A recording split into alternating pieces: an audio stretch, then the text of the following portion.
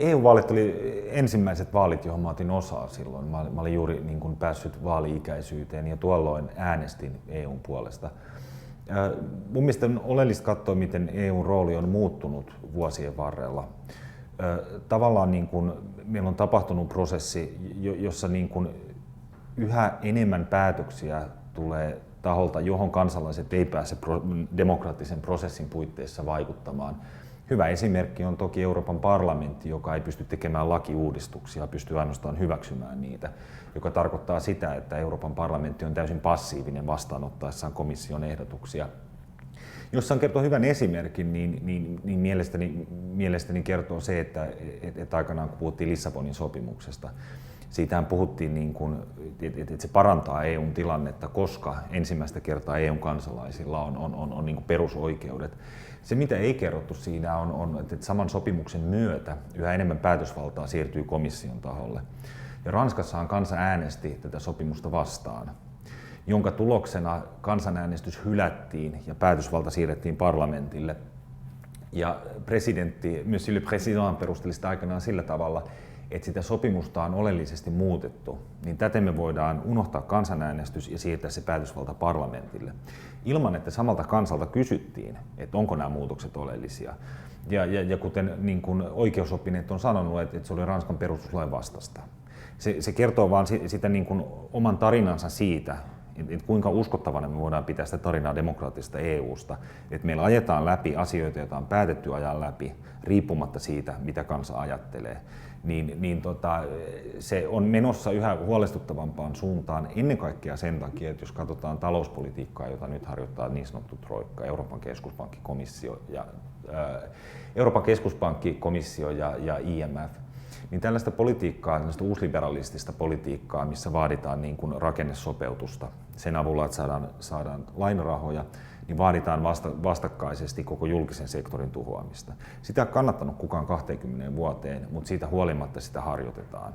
Sitä harjoitetaan siitä taholla, että sitä kukaan ei kannata, joka kertoo omaa kieltään siitä, niin kuin mikä on demokratian tilanne.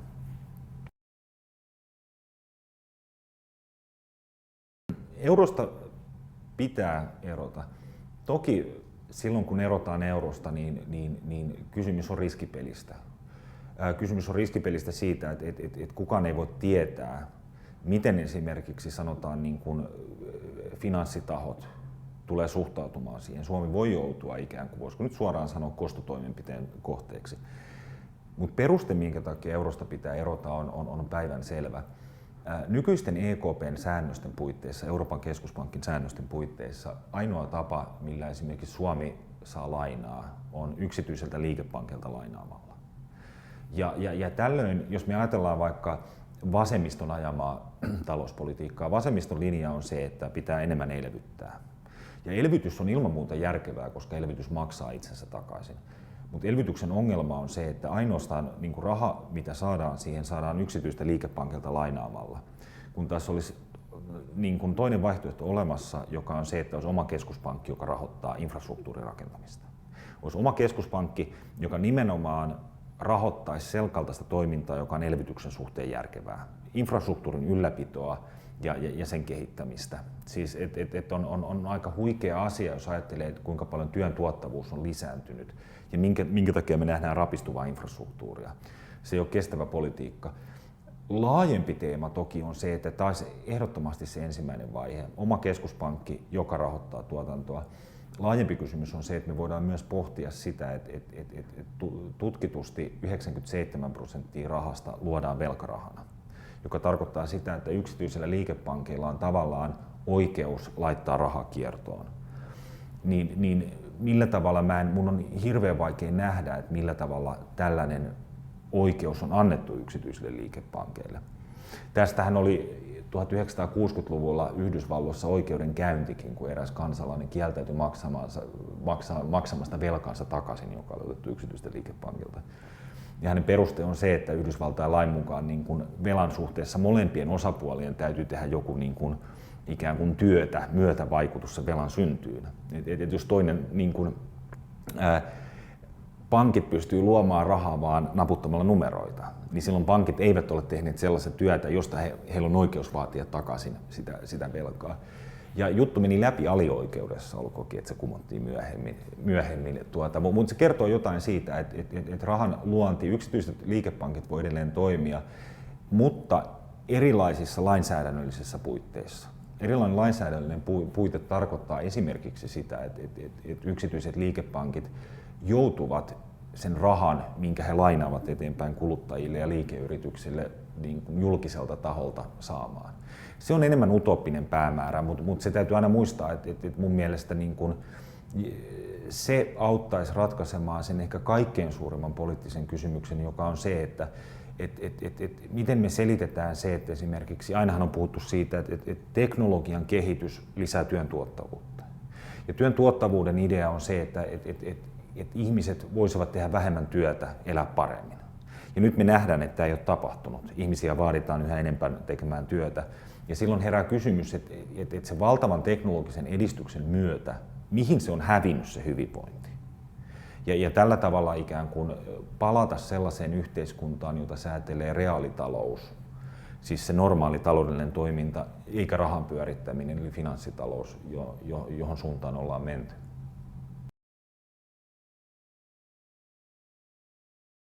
Onko Suomi itsenäinen? Mä näen, että se ei ole kysymys, johon voi vastata kyllä tai ei. Monilla ihmisillä, jotka tavallaan vastustaa EUta, on se lähtökohta, että EUsta eroaminen tarkoittaisi itsenäistä, niin kuin jotenkin täydellistä itsenäisyyttä siten, miten Suomi ei nykyään ole itsenäinen. Ei, itse asiassa itsenäisyys on mä enemmän näen sen tavallaan, niin kuin voisiko sanoa, kreikkalaisen ajattelun kautta. Ihmiset kokoontuvat agoralle tekemään poliittisia päätöksiä. Se on jonkinlainen sellainen, niin kuin, voisiko sanoa, niin kuin romanttinen kuva itsenäisyydestä. Vapaat miehet tekevät päätöksiä. Tällöin mun mielestä oleellista ei ole se kansallisvaltio tai EU. Mä en vastusta EUta sen takia, että on itseisarvo, että on Suomi. Siis mä myönnän toki sen, että kansallisvaltio on historiallisesti luotu käsite, 1800-luvulla luotu. Ei ole järkevää olettaa, että aina tulisi pysymään Suomi, joka tekee päätöksiä. Kysymys on siitä, että ihmiset pystyvät demokraattisesti osallistumaan itseään koskevaan päätöksentekoon.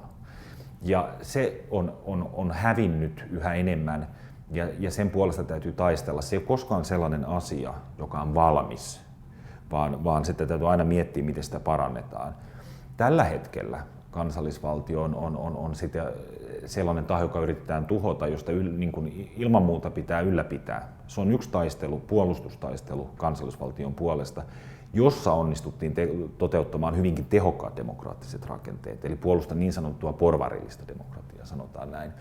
Mutta itsenäisyys ja demokratia on koskaan valmiita projekteja.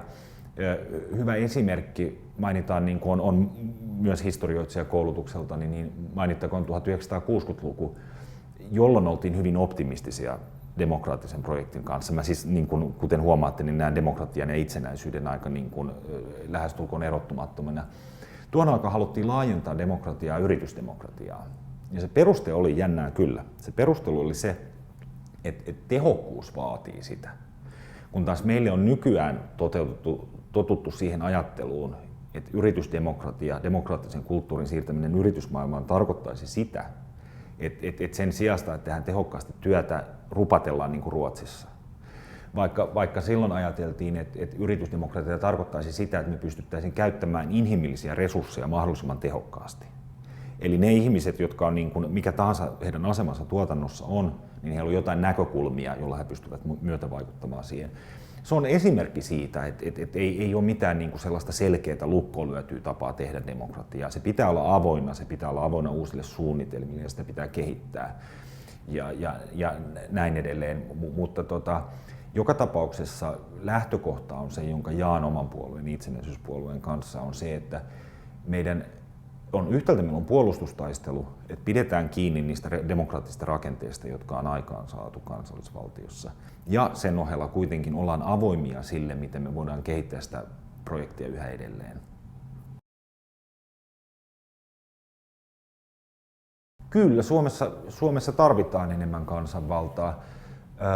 Suomessa tarvitaan kansanvaltaa sillä, jos me ajattelemme Suomen perustuslakia, niin perustuslain ensimmäinen lukuhan alkaa siitä, että valta Suomessa kuuluu kansalle, joka luovuttaa sen kansanedustuslaitokselle. Siis se on se perustuslain lähtökohta. Ja hallituksesta itse asiassa ei tässä vaiheessa puhuta mitään, ei EUsta. Tosin saman luvun viimeinen pykälä sanoo, että Suomi on EU-jäsen. Ja täällä voi miettiä sitä, että meillä on itse asiassa sen ensimmäisen luvun sisällä jo lähtökohtaisesti ristiriita. Meillä on ristiriita sen suhteen, että esimerkiksi me voidaan miettiä, että mitä se tarkoittaa, kun perustuslaissa sanotaan, että Suomi on EU-jäsen. Se on näennäisesti. Kysymys on samanlaisesta niin kuin ikään kuin toteavasta havainnosta. Mutta tosiasiassa ei ole näin. Jos ajatellaan perustuslain normaalia pykälää, jossa sanotaan, että Suomi on täysivaltainen kansanvalta, joka on siis ristiriidassa tämän EU-politiikan kanssa, niin väite, että Suomi on täysivaltainen kansanvalta, on väite, joka tuottaa oikeuksia ihmisille. Kuten esimerkiksi niin kuin yleensä perustuslain lähtökohdat, ne tuottavat oikeuksia. Mitä siellä sanotaan esimerkiksi kansalaisen oikeudesta, oikeudenmukaisen oikeudenkäyntiä ja niin edelleen. Ne on pelkkiä toteamuksia, ne tuottavat oikeuksia ihmisille. Ja nyt siinä on lisätty lause Suomi on EU-jäsen, joka poikkeaa koko muusta perustuslaista sinänsä, että se on pelkästään deskriptiivinen toteamus. Ja sen ulkopuolisuuden huomaa niin kuin täysin selvästi siitä asiasta. Tavallaan niin kuin mun keskeinen lähtökohta on Suomen perustuslaissa ja mitä Suomen perustuslaki puhuu demokraattisesta järjestyksestä. Ja tämä on sellainen asia, mihin teoriassa voisin kuvitella, että jopa suurin osa kansanedustajien ehdokkaista yhtyy, suurin osa puolueista yhtyy. Mutta se, että jotenkin että ottaa tosissaan sen järjestyksen, joka on normatiivisesti olemassa, siis olemassa sen normatiivisesti tarkoittaa sitä, että miten se kuvitellaan olevaksi. Jos sen ottaa tosissaan, niin huomaankin olevansa poliittisella äärilaidalla. Ja mun mielestä kertoo omaa kieltään siis nykyajan niin kuin poliittisesta tilanteesta. Mun mielestä IPU koostuu hyvin erilaisista ihmisistä. IPUssa on paljon ihmisiä, jotka niin kuin, voisiko sanoa, ovat siinä suhteessa traditionalisteja, että kokevat niin kuin nimenomaan Suomen tärkeäksi entiteetiksi, että päätöksiä tehdään Suomessa. Mä tuossa aikaisemmin totesin, että mun mielestä kansallisvaltio on tällä hetkellä perusteltu, järkevä ja jotain, jonka pohjalle voi rakentaa. Mutta se, mitä IPU on oivaltanut, on se, että tavallaan historian sanokaamme suuren linjan. En pidä liioitella siis niin kuin se suuri linja, mutta erään suuren niin kuin merkittävät trendit, mitä tällä hetkellä on tapahtumassa. Ja merkittävä trendi tällä hetkellä on demokratian alasajo. Ja se, mistä IPUssa ollaan yhtä mieltä, on siitä, että tavallaan se puolustustaistelu demokratian puolesta vaatii, että me ylläpidetään toimivia rakenteita kansallisvaltion puitteissa. Se, mistä niin kuin puolue eroaa mieltä, on sitten, että meillä on hyvin erilaisia käsityksiä, mitä demokratia loppujen lopuksi tarkoittaa. Tai että miten pitää suhtautua kansallisvaltioon. Onko se väline vai onko se jotain niin kuin itseisarvo, mistä ponnistetaan. Mutta kyllä mä näkisin nimenomaan IPUn demokratian puolesta puhujana, siis ihan vakavasti puhuttaessa. Siis kaikkihan niin kuin nimellisesti puolustaa demokratiaa. Mutta tapa, millä IPU on tulkinut sitä asiaa, on mun mielestä, voisiko sanoa, niin kuin sofistikoitunein tällä hetkellä.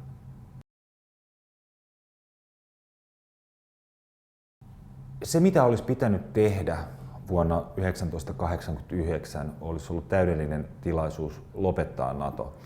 Nyt meidän täytyy muistaa se, että sitä edes ajatella sitä, että kuinka tavallaan hienosti asia hoidettiin vuonna 1989. Itäblokin romahtaminen olisi hyvin voinut johtaa laajaan konfliktiin tai lukuisiin paikallisiin konflikteihin, mutta se onnistuttiin välttämään.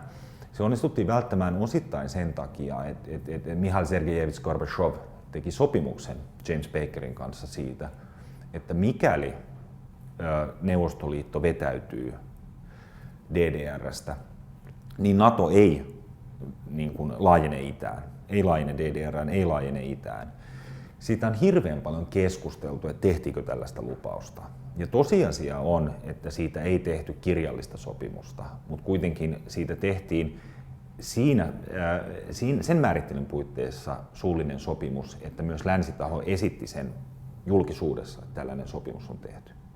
No me tiedämme sen, että esimerkiksi Suomen laissa suullinen sopimus on pätevä. Toki kannattaa se kirjallinen sopimus tehdä, koska me tiedämme, että osapuolet ei sitä myönnä.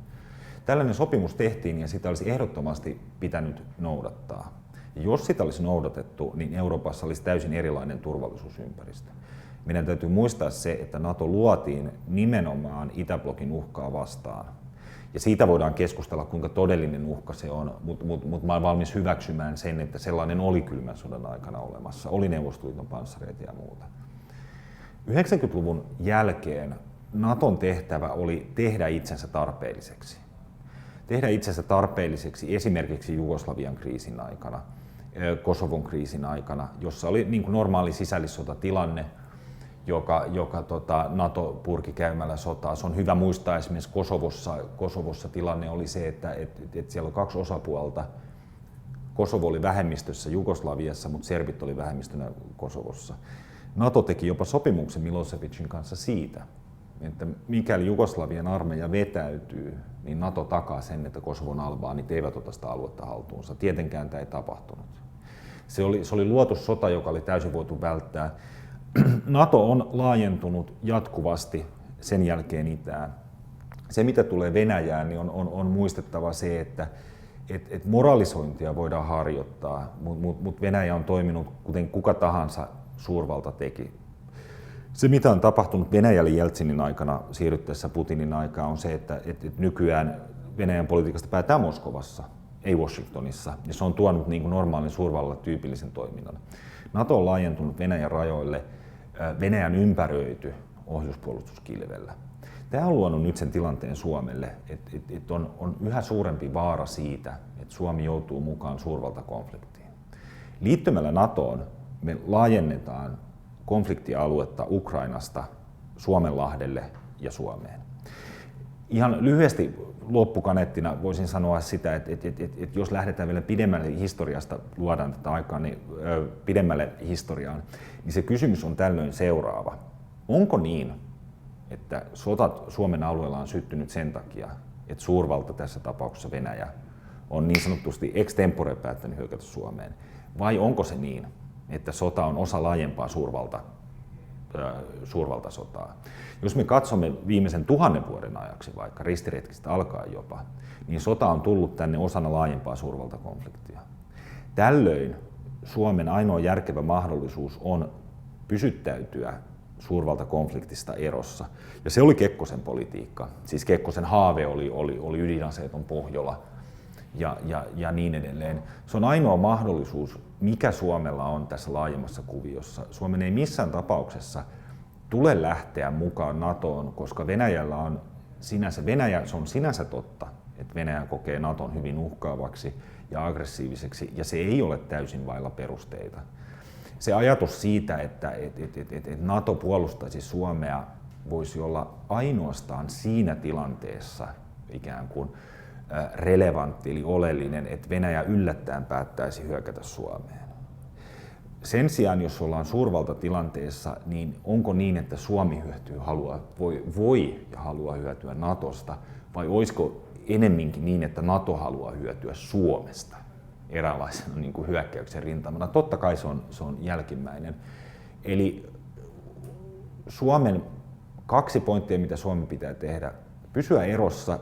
Ja toinen, mitä tehtiin Kekkosen kaudella, mikä oli Etyk vuonna 1975, oli huipennus sen kaltaisesta politiikasta, että uskottavan puolueettomuuspolitiikan avulla se ei ole pelkästään egoistista, vaan sen avulla pystytään vaikuttamaan maailman kehitykseen, ja pieninkin maa pystyy sen omalla tavallaan. Toki ei pidä liioitella asioita, ei pidä liioitella Etykin merkitystä, mutta se, että Suomi pystyy pieni maa vaikuttamaan yleiseurooppalaiseen kehitykseen rauhanomaiseen suuntaan, niin sehän oli aivan valtava saavutus.